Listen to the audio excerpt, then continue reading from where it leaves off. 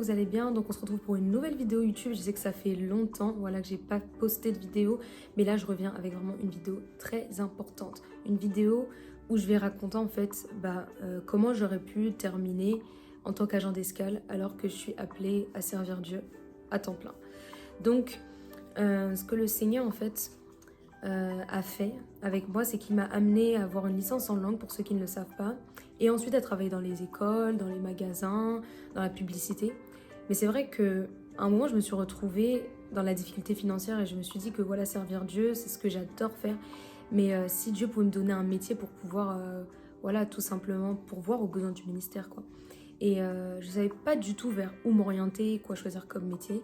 Et là, du jour au lendemain, y a une dame qui me contacte et c'est une accompagnatrice en fait pour trouver du travail qui m'a proposé agent d'escale. Et c'est vrai que ce métier, j'avais déjà entendu parler de ça, mais je me disais bon, c'est pas forcément ce qui est fait pour moi, etc. Ça paraît bien, mais bon, voilà. Mais je me suis laissée guider, c'est très bizarre parce que j'ai même pas prié, mais j'ai senti la conviction du Saint-Esprit pour pouvoir aller faire cette formation.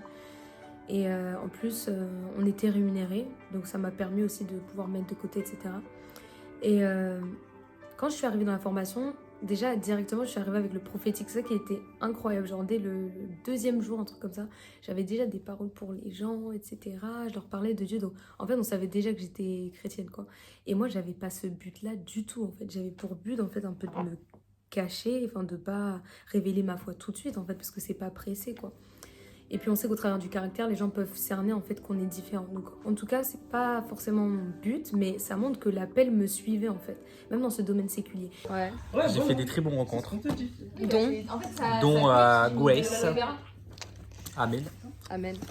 et voilà, hein, c'est tout. Ouais. Ok. Est-ce que vous avez un mot à nous dire, les filles? Non. Ok, le vent. Ok, bah c'est la fin du vlog, voilà, il n'y a pas grand monde qui veut parler. N'hésitez pas à s'abonner, à mettre un like et un petit commentaire, ça ferait plaisir, merci. Yes. Et plus le temps avançait, et plus je me disais que en fait, comment je vais faire? Parce que ma passion c'est chanter, c'est annoncer Jésus, enseigner les gens, prier pour les âmes, pour les chrétiens. Et là, je vais me retrouver dans un métier qui me restreint au niveau des horaires, ou même pour la vie sociale, on nous avait dit que c'est très très très compliqué. Pour même le repos, c'est compliqué. Pour le style vestimentaire, il y avait une certaine tenue, un uniforme.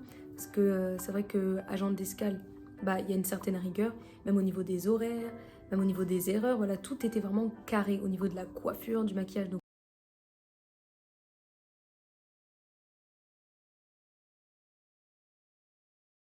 c'est vrai que quand j'ai rassemblé tout ça, je me suis dit qu'en fait, mon temps, je l'avais consacré à Dieu jusqu'à maintenant, même si j'avais eu des travails auparavant.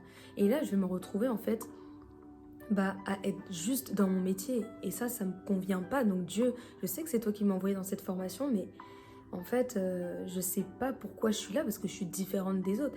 Et je me rappelle même qu'on avait fait un exercice, etc. Et fallait choisir un rôle et tout. Bon, finalement, j'avais choisi le rôle de présidente de la République. Et genre... finalement j'avais fait un petit discours et tout parce qu'on devait faire des petits exercices pour soit enlever le stress, la timidité, etc. Donc voilà, moi déjà à ce niveau j'étais déjà bien, hein.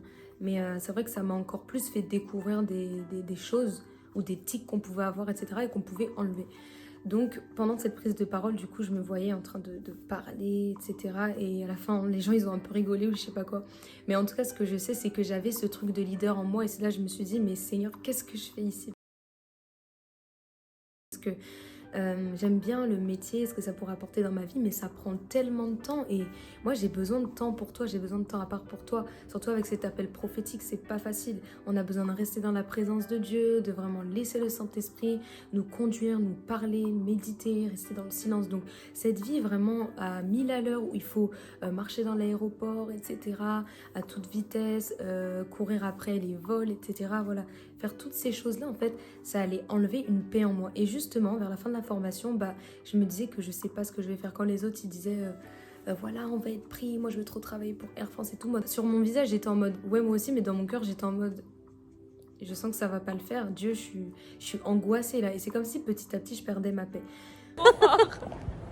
C'est ça. Il y a personne, on est seul là. C'est ici qu'on travaillera plus tard. Ouais. Yes, si Dieu le veut. Si Dieu le veut. Maintenant, la formation, c'est terminé. Elle s'est terminée. Et il faut savoir qu'avant, il y allait avoir une alternance de 1 an. C'était pas non plus facile au niveau des transports, etc. Voilà. Donc, beaucoup de contraintes finalement pour moi. Et je me disais, et je me rendais compte de plus en plus, mais pourquoi en fait je suis là-dedans? Qu'est-ce que je fais ici moi? J'ai voulu de la stabilité financière, mais j'ai pas non plus envie que ça m'égare de ce que j'aime faire en fait, de ma passion. Et je vois pas comment je vais pouvoir aller chanter ou faire des lives ou prier pour les gens, annoncer Jésus, si je suis vraiment à 100% dans un travail qui doit prendre tout ton temps, même le temps des amis. Et sachant que Jésus est mon ami, je me suis dit que ça va être compliqué de laisser de la place pour Dieu avec ce métier. Donc je vous accueille dans le cadre de cet entretien pour le recrutement d'agents d'escale. Donc je vous remercie d'être venu. Donc j'ai été recrutée finalement. Donc, je vous mettrai le petit mail là ici. Et du coup, bah, ce qui est clair, c'est que ma maman, pendant ce processus-là de formation, elle comprenait pas trop en fait. C'est-à-dire qu'elle se disait, mais bah, pourquoi finalement je suis dans ça en fait? Et il y a même un couple de pasteurs qui m'avait aussi dit, bah, du coup, à la fin de la formation, qu'il fallait bien réfléchir en fait, à ça. Parce que lui aussi, il avait une proposition un jour et on lui disait de travailler le dimanche, qu'il allait être payé, mais il n'avait jamais voulu en fait se compromettre finalement. Et il avait voulu rester dans la voie de Dieu. Et finalement, il avait refusé ce poste. Et quand il l'avait refusé, bah en fait, finalement, après est venue une autre opportunité, etc. Et Dieu est le Dieu vraiment qui pourvoit. Ça veut dire que l'or et l'argent appartiennent à Dieu. Il est le Père des esprits. Il sait prendre soin de nous. En fait, on n'a pas besoin de s'occuper de qu'en sera-t-il du lendemain. En fait, on a besoin de lui faire totalement confiance. Donc j'en suis arrivée à là, où à la fin de la formation, finalement, on attendait le coup de fil et tout. On avait passé l'entretien Air France en visio. Et bah, j'ai été recrutée, mais c'est vrai que bah, je me suis désistée.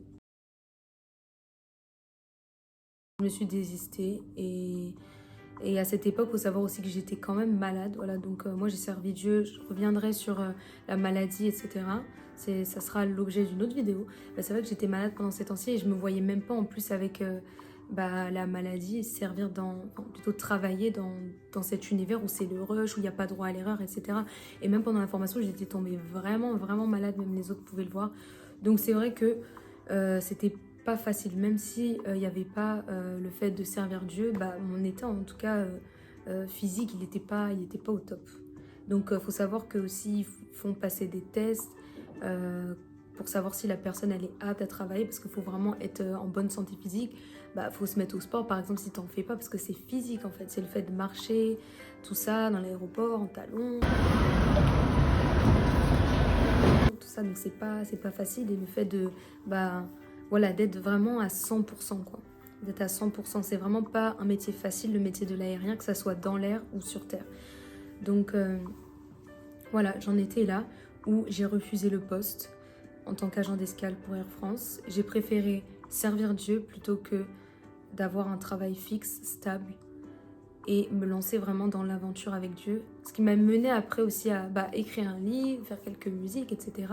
Parce que c'est vraiment ça qui fait bouillonner mon cœur. Il faut savoir que quand tu dois choisir entre le choix de Dieu et le choix, on va dire, du monde, bah, tu auras un manque de paix, en fait. Parce que Dieu ne voudra pas que tu sois dans un endroit où tu ne peux pas être épanoui, en fait. Et l'autre chose, c'est que au fur et à mesure en fait, de cette formation, moi je me voyais me détacher petit à petit. C'est comme si Dieu me prévenait déjà. Le jour de la mort, il n'y aura pas papa, il n'y aura pas maman, il n'y aura pas nos conjoints, il n'y aura pas nos collègues. D'ailleurs, quand on meurt, les collègues vont changer de collègues, les conjoints vont changer de conjoints, et même les enfants auront d'autres parents. Mais on sera face à notre Créateur. Vous avez raison, je parlais de Dieu. Lorsqu'on parle... Je lui parlais, je disais, mais pourquoi en fait tu m'as mis dans une formation et je sens que je dois pas travailler dans ça? Parce que ça aussi, c'était la chose qui m'a quand même fait réfléchir, c'est le fait que Dieu m'avait dit d'aller dans cette formation, mais d'un côté, bah, je sentais qu'il fallait pas continuer. Et vis-à-vis de ça, il me parlait pas. Donc c'était à moi en fait de discerner avec ma sagesse que ça me correspondait pas. Et j'ai tellement pris des décisions beaucoup plus importantes que j'ai même pas compris pourquoi j'avais un peu hésité en fait à prendre ce poste. Et je me dis des fois, bah, il faut vraiment s'humilier devant le Seigneur et pas croire qu'en fait on est debout et qu'on va pas tomber. Parce que tout simplement, le diable des fois il mettra des tentations devant vous, que ce soit des richesses, des hommes, des femmes. Il mettra toutes sortes en fait de tentations, en fait, des opportunités, mais c'est des opportunités en fait qui vont bloquer votre destinée, qui vont bloquer vos portes de bénédiction. Donc il faut faire très attention.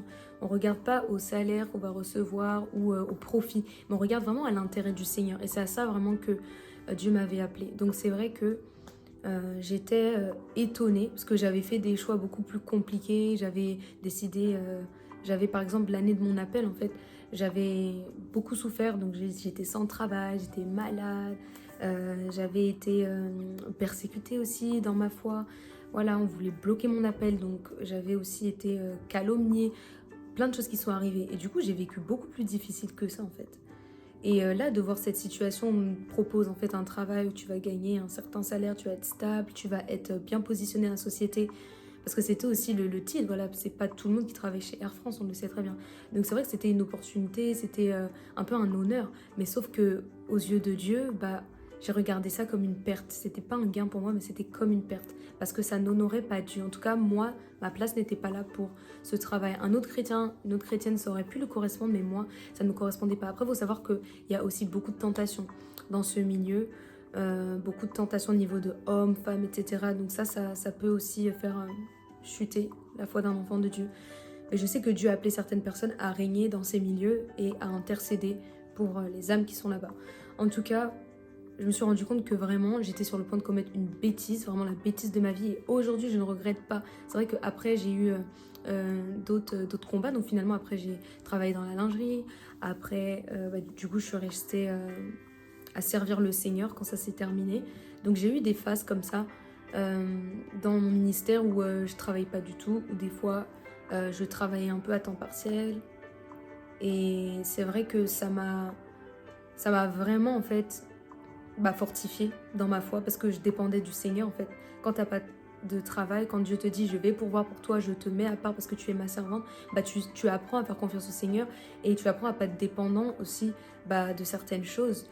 Donc certaines choses comme l'argent, comme les titres, comme l'orgueil de la vie, voilà, la convoitise de ce monde. Et c'est vraiment important. Donc j'espère que vraiment ce témoignage, il a encouragé quelqu'un, parce que toi qui as l'appel de Dieu, vraiment tu dois pouvoir te différencier du monde. Tu dois pas t'accrocher à ce monde, mais tu dois comprendre que Jésus il revient, tu dois lui être fidèle jusqu'à son retour, et tu dois gagner même d'autres personnes pour les attirer dans ce combat de la foi. Maintenant, j'aimerais parler de l'appel et de la passion que j'avais en fait. Parce que tout simplement, j'ai toujours eu le fardeau des âmes et le fardeau des brebis.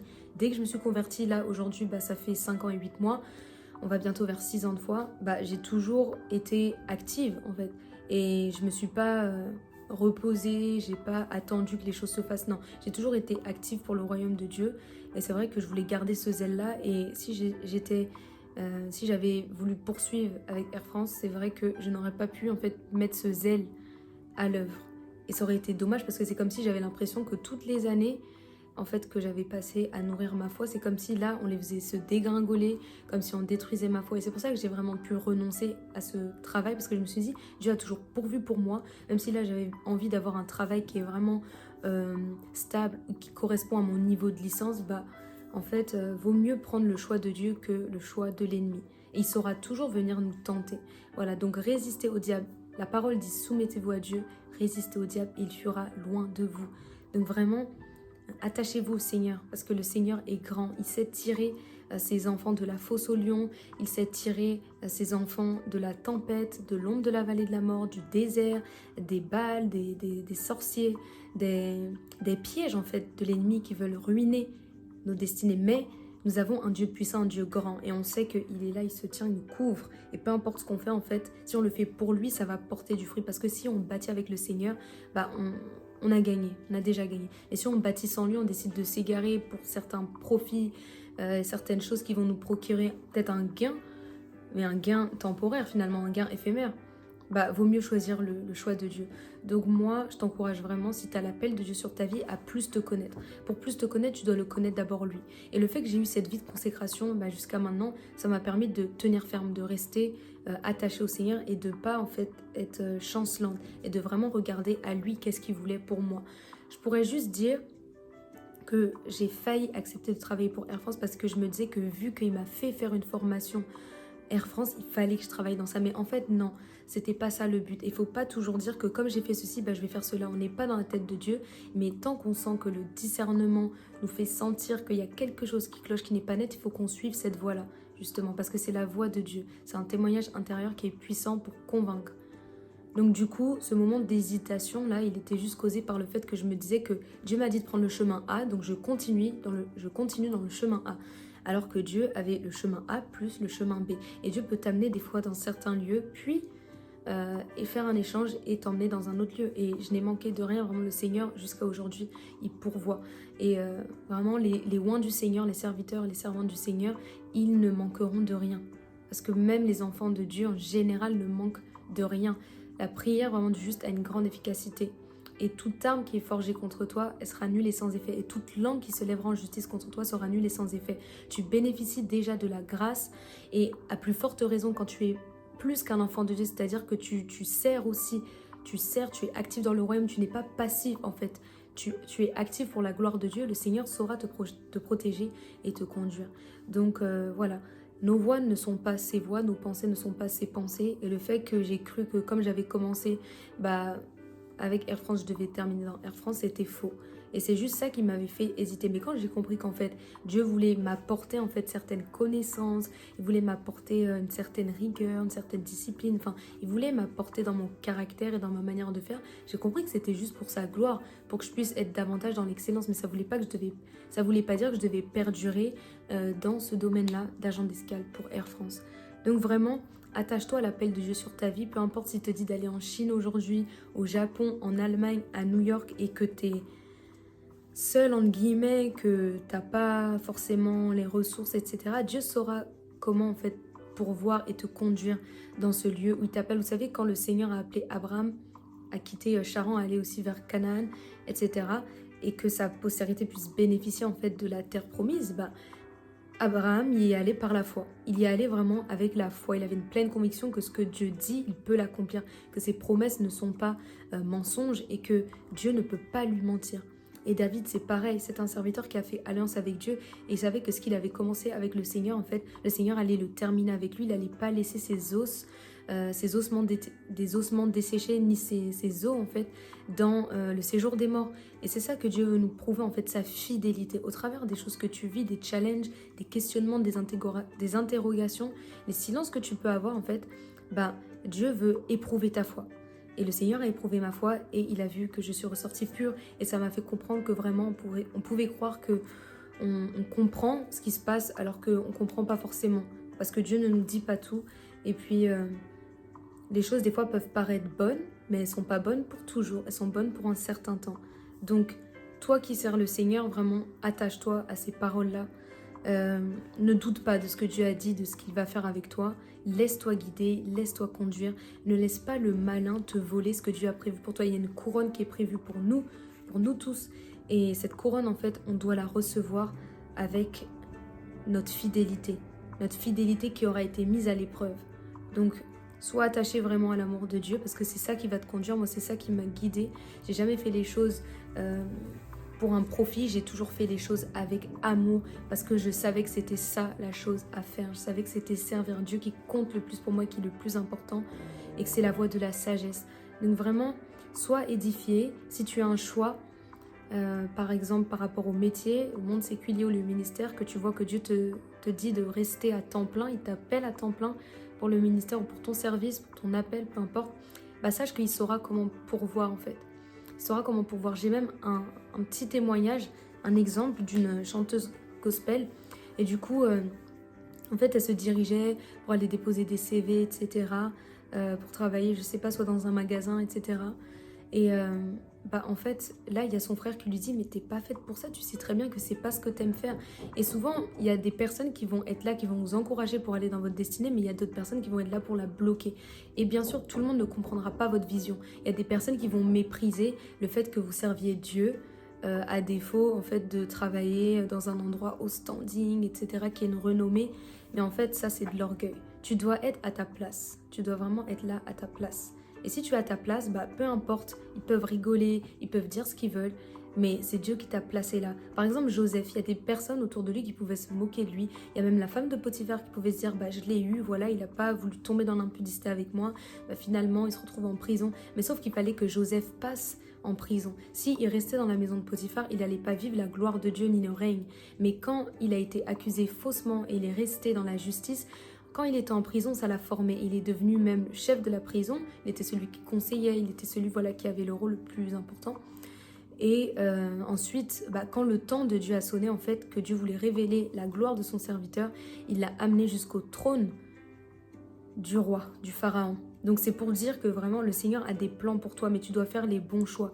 Et souvent notre destinée peut être altérée par les choix qu'on fait. Les choix qu'on fait, ça peut être le métier, ça peut être le mariage, ça peut être vraiment les décisions qu'on prend au quotidien. Si Dieu ne t'a pas appelé par exemple à prendre un crédit pour une maison, ne le prends pas. Si Dieu ne t'appelle pas à vendre ta maison, ne la vends pas. Si Dieu ne t'appelle pas à travailler, je ne sais pas, à Louis Vuitton, ne travaille pas à Louis Vuitton. Si le Seigneur t'appelle plutôt à rester avec les enfants, reste avec les enfants, ne va pas enseigner les adultes. Voilà, chacun doit être à sa place et tant que chacun respecte ça, en fait, ça change tout. Voilà, ça change tout parce que le Seigneur bénit. Mais il ne peut pas nous bénir si on n'est pas à notre place. Voilà, on aime souvent dire que je suis la tête et non la queue. Mais quelqu'un qui est la tête et non la queue, c'est quelqu'un qui est un chef. Mais en toute chose, le chef des chefs, le chef de l'Église, c'est Christ. On doit être soumis à Christ. Parce que lui-même a été soumis au Père, en fait. Et il est allé jusqu'à la croix, il a obéi au Père. Et c'est comme ça qu'il nous a sauvés et qu'il nous a donné cette résurrection. Donc il est la résurrection et la vie. Et moi je t'encourage, voilà, peu importe le choix qui se fait devant toi, à prendre la décision du Saint-Esprit, à sonder le Saint-Esprit. Si tu n'arrives pas à comprendre ce que Dieu veut, tu peux m'écrire sur Instagram ou par WhatsApp pour un sujet de prière vraiment qui est important, pour discerner les choses. Mais tu peux toi-même, parce que le Seigneur veut te parler à toi, prier. Et comme je le disais, si tu n'arrives pas à comprendre, tu peux prendre un temps de jeûne et tu peux surtout regarder à ta paix. Qu'est-ce qui te donne la paix? Quel est ton fardeau?